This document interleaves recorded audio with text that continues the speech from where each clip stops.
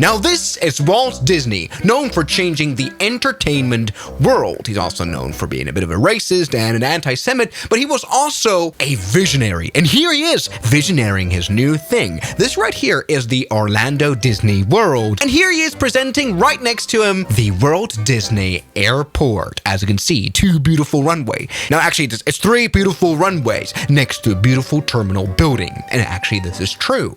He wanted to build an airport right here in Disney World, Orlando. Now, it's true that the Orlando International Airport is only a few miles away, but that doesn't matter.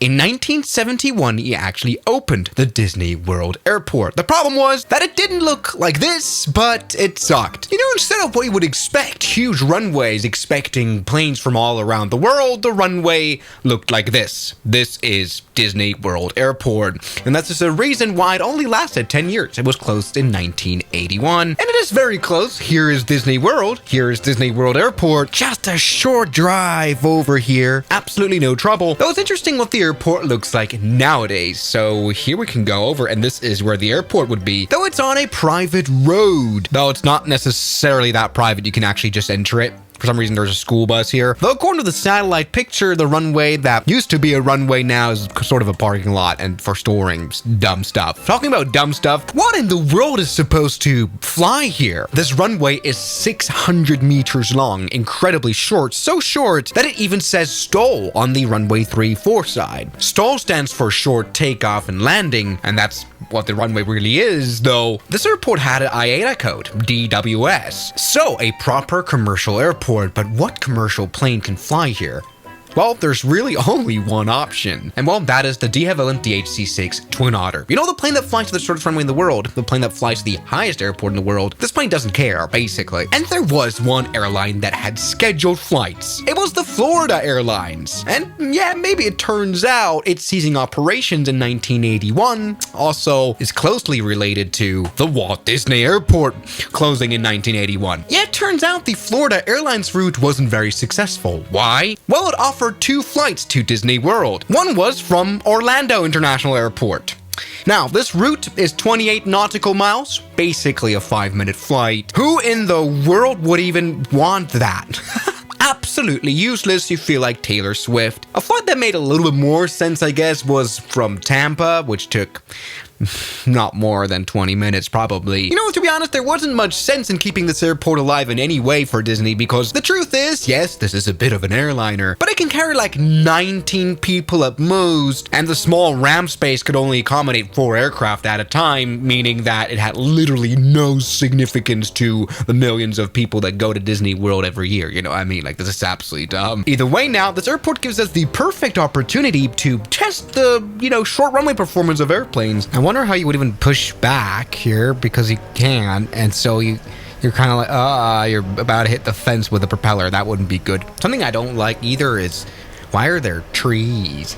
You can't even see when there is an airplane coming from the runway. But so, yeah, we fly by faith. Now, something I do like is the way that this airport had one thing that I've never seen before done on a runway, because it had a singing runway. And I'm not kidding. Do you know these like musical roads that you see somewhere? This is the Road 67 in Hungary. And it actually sings. Which is brilliant.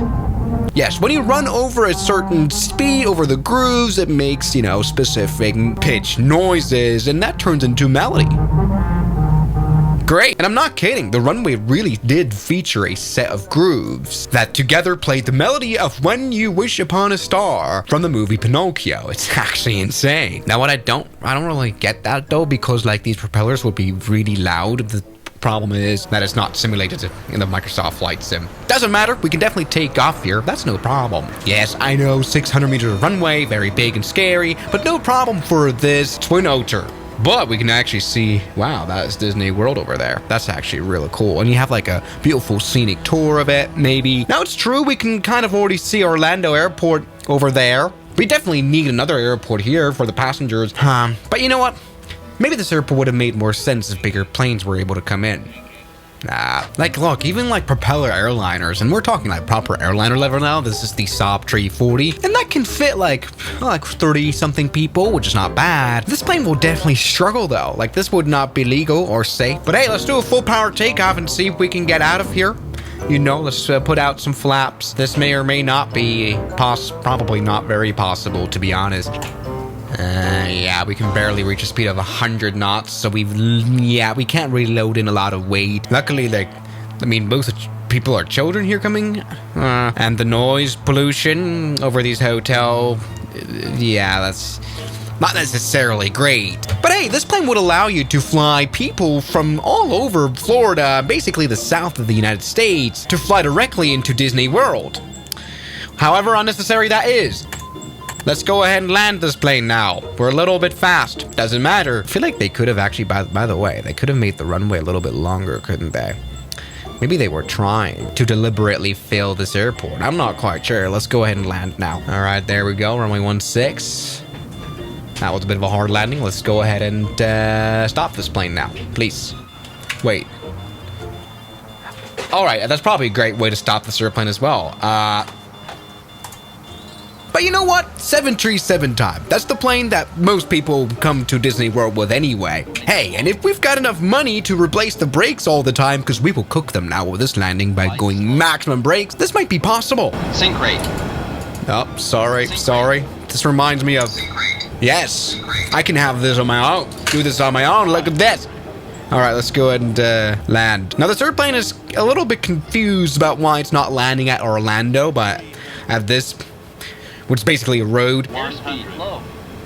Shut up. We need low airspeed. It's fine. You've only got a few children on board. Ready to enjoy the Disney spirit. Uh-oh. Yes, we're good. We might be able to stop.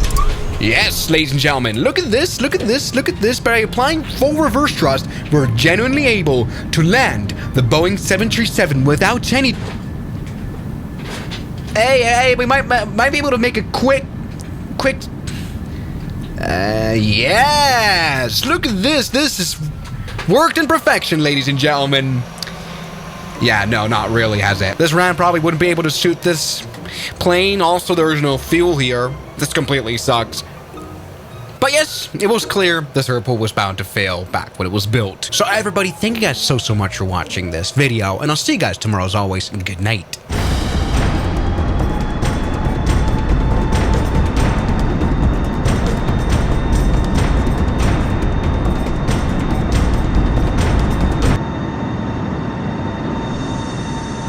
The special thanks goes out to my members, my supporters, Guns Killer, R27, James Duram, That Dude, Anime Gods of Gaming, Derek, Insider Plane, Nishijitsu Fanner, Professional Jamal, Ryland Williams, and New the York. You've got beautiful names.